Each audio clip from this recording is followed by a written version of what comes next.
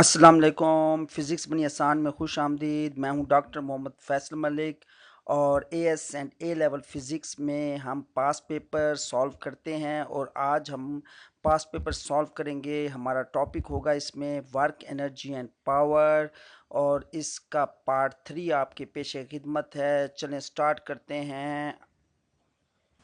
जी, इस क्वेश्चन में एक प्रोजेक्टाइल है, उसका मास 0.25 किलोग्राम है और वो height 30 metre from the ground है, अबव द ग्राउंड है और उसकी वेलोसिटी 15 मीटर पर सेकंड है। आफ्टर सम टाइम उसकी वेलोसिटी कम हो जाती है 5 मीटर पर सेकंड और उसकी हाइट ग्राउंड से ज़्यादा हो जाती है 35 मीटर।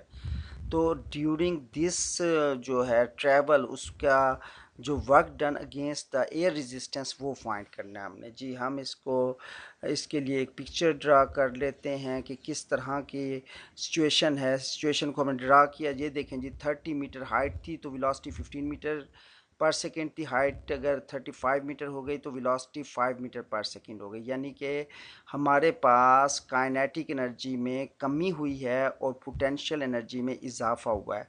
मगर चूँकि उसने work done against the air resistance पूछा है तो हमारी जो कमी हुई है काइनेटिक एनर्जी में, जो डिक्रीज़ हुआ है, उतना हमारे पास पोटेंशियल एनर्जी में इंक्रीज़ नहीं हुआ होगा, बल्कि रास्ते में कुछ एनर्जी लॉस्ट हुई हुई है during air resistance, during work done against the air resistance. तो ये एनर्जी लॉस्ट जो है वो हमने फाइंड करनी है इस क्वेश्चन में। तो ये सबसे पहले तो हमने ये बात जहन में रख ली कि कुछ ना कुछ एनर्जी हमें लॉस्ट हुई है और कहाँ से लॉस्ट हुई है। हमारी जो लॉस इन काइनेटिक एनर्जी था, जितना हम काइनेटिक एनर्जी को लॉस किया था उतना गेन पोटेंशियल एनर्जी में नहीं हुआ था, बल्कि कम हुआ था। तो जी, ये लॉस इन काइनेटिक एनर्जी जो था वो gain in potential energy plus work done against the resistive forces. तो work done against the resistive forces क्या होगा, काइनेटिक एनर्जी के लॉस में से जो पोटेंशियल एनर्जी की गेन है वो निकाल देंगे। तो ये हमारे पास हाफ एम वैल्यूज़ हमारे पास गिवन है। 15 जो है हमारे पास पहले वेलोसिटी है, बाद में 5 है। इसी तरह हाइट पहले 35 है, बाद में 30 है। वैल्यूज़ पुट कर देते हैं हम।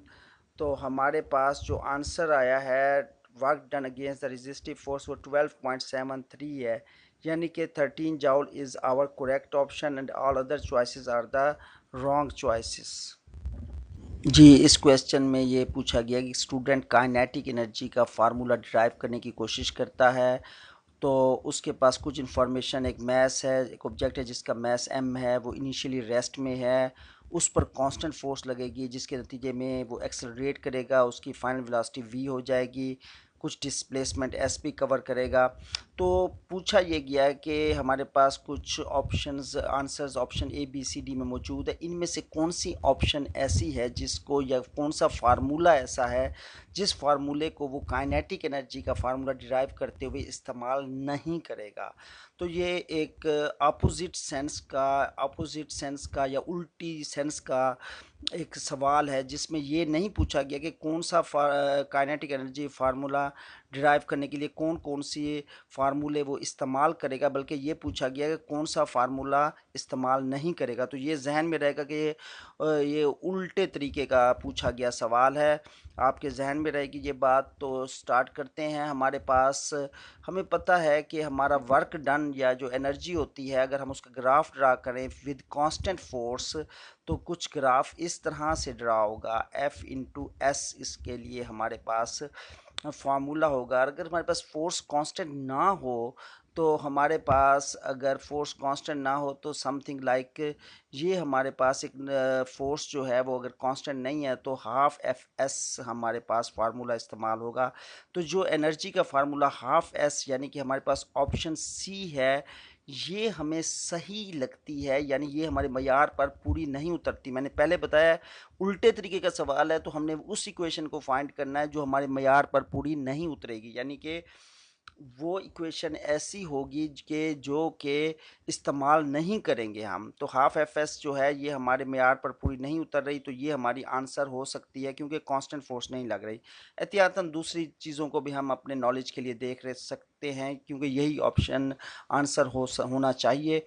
तो ऑप्शन हम देखते हैं, F is equal to M A में से एम ए हमने F में पुट कर दिया, W is equal to F S में, और इसी तरह हमारे पास F M A into S equation हो गई। वहाँ पर D ऑप्शन में से U ज़ीरो है, तो acceleration V square over 2s हो गया। तो इस इक्वेशन को अगर हम एम ए की में पुट करते हैं तो हमारे पास इक्वेशन कुछ इस तरीके से आ जाती है, जो कि at the end lead to half M V square, यानी बाकी तमाम फार्मूलाज इस्तेमाल होते हैं काइनेटिक एनर्जी का फार्मूला ड्राइव करने के लिए।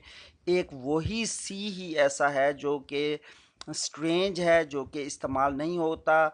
तो जी option C is our correct choice, जिसमें हमसे पूछा गया था कि कौन सा फार्मूला हम इस्तेमाल नहीं करेंगे।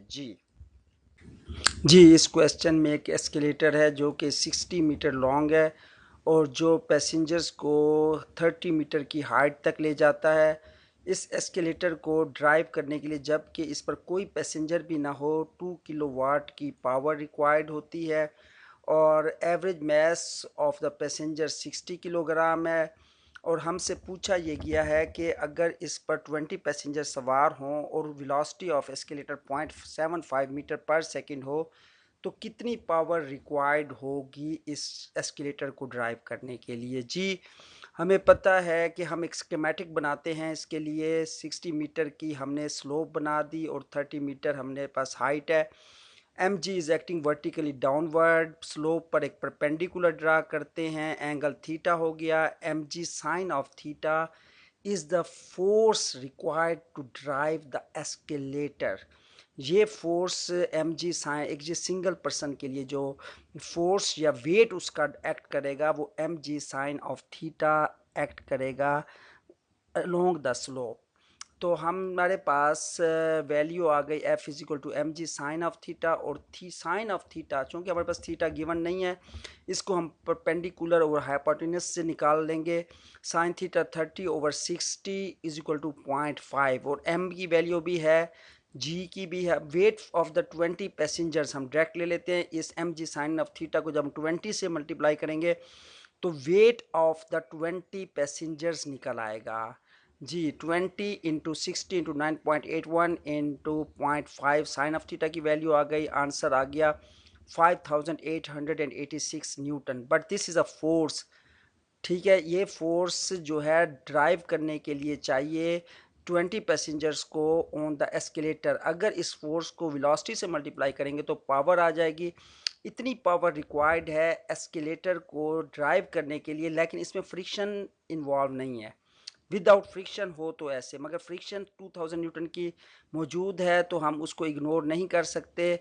तो हम उसको ऐड अप कर देंगे इस जो है पावर के अंदर। तो ये 2000 प्लस जो हमारे पास ये पावर हो गई है 4414.5, इसके अंदर प्लस करेंगे तो 6414.5, जो कि किलोवाट में अगर हम उसे चेंज करेंगे तो 6.4 किलोवाट। यानी option A is our option B is our correct choice and all other choices are wrong one.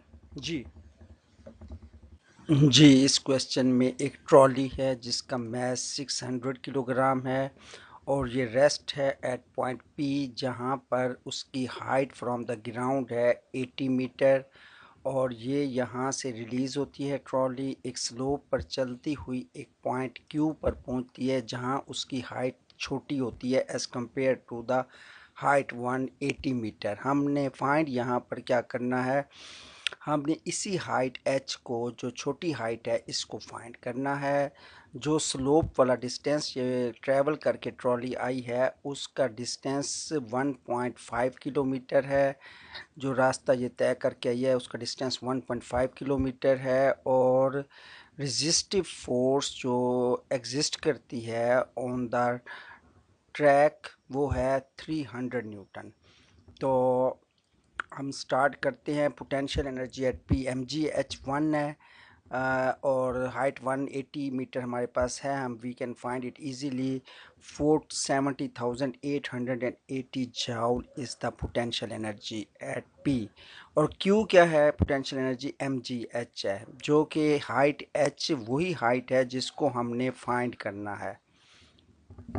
तो पोटेंशियल एनर्जी लॉस्ट कितनी हुई, वर्क डन अगेंस्ट फ्रिक्शन जो है हमारे पास frictional force into the distance, वो वाला रास्ता जिस पे वो ट्रैवल किया उस ट्रॉली ने, वो डिस्टेंस और फ्रिक्शनल फोर्स को मल्टीप्लाई करेंगे तो वर्क डन अगेंस्ट फ्रिक्शन, तो ये आ गया 300 न्यूटन की फोर्स है, 1500 का जो है हमारे पास मीटर का फासला आ गया 15 किलोमीटर, तो बन गया 450,000 जाउल, यानी 470,000 880 में से अगर 450,000 को निकालें तो इतना जो है बाकी मानदा एनर्जी बच जाएगी, पोटेंशियल एनर्जी एट क्यू, क्योंकि इतना सारा तो लॉस्ट हो गया 450,000। तो हम देखते हैं पोटेंशियल एनर्जी क्यू क्या है। Potential energy at P minus work done against friction, at P क्या है, पोटेंशियल एनर्जी हमने निकाली है 470,880 और वर्क डन अगेंस्ट फ्रिक्शन है 450,000, इनको माइनस करते हैं तो 20,880 बाकी मानदा एनर्जी है एट पॉइंट क्यू। तो बड़े इजीली हम फाइंड कर सकते हैं कि हमारे पास mgh जो है वो 20,880 और height is equal to, divide करेंगे इसको हम तो इक्वेशन को, तो ये हमारे पास 3.5 मीटर हाइट आ गई। तो answer A is our correct choice, all other choices are the wrong choice. जी इस क्वेश्चन में एक बॉक्स को दिखाया गया है जो स्लाइड डाउन करता है रफ रैंप पर। तो इसका चेंज, इसकी काइनेटिक एनर्जी जो है वो बताई गई है एट पॉइंट एक्स जो है ये है 35 जाउल, और kinetic energy at point Y है 24 जाउल, यानी कि जो change in kinetic energy from X to Y जो मूव करने में हुआ है वो है 11 जाउल का, जबकि पोटेंशियल एनर्जी का जो डिफरेंस है इसी तरह एक्स और वाई की वैल्यूज़ के दरमियान वो है 16 जाउल का। तो ये 16 माइनस 11 जाउल का फ़र्क कहाँ गया, तो ये हमें पता है ये वर्क डन अगेंस्ट फ्रिक्शन ही जाएगा। तो यही चीज़ उसने हमें पूछी है, how much work is done against the frictional force, तो ये 5 joule, option A is our correct option. लेकिन हम इसके लिए कुछ मैथमेटिक्स कर लेते हैं। सिंपल ये आपको बता चुका हूँ मैं, change in kinetic energy 11 joule, वो सारा जस्ट उसको इक्वेशन की शक्ल में लिख रहे हैं, नथिंग एल्स। तो यहाँ पर आपके पास जो है 5 जाउल आंसर आ गया, बाकी तमाम ऑप्शंस जो हैं वो रॉन्ग हैं। जी इस क्वेश्चन में हमारे पास जो है एक न्यू टाइप लैंप है जिसकी एफिशिएंसी है 40%, इसी तरह एक ओल्ड टाइप लैंप है जिसकी एफिशिएंसी है 5%। हमसे पूछा ये गया है कि जो रेशो होगी input power to the new type of lamp और input power to the old type lamp, ये क्या होगी, यानी input power of new type to the input power of old type lamp, ये हमारे पास रेशो पूछी गई है। तो हमारे पास एफिशिएंसी का फार्मूला होता है useful over input multiplied by 100, और अगर हम न्यू टाइप की एफिशिएंसी देखें लैंप की तो वो बनती है 40% एफिशिएंसी है, तो यूज़फुल आउटपुट कितनी हो गई 40 डिवाइडेड बाय इनपुट हमारे पास अननोन है मल्टीप्लाइड बाय 100। और ओल्ड टाइप के लिए फार्मूला हम बनाएंगे 5% एफिशिएंसी के लिए 5 ओवर इनपुट मल्टीप्लाई बाय 100।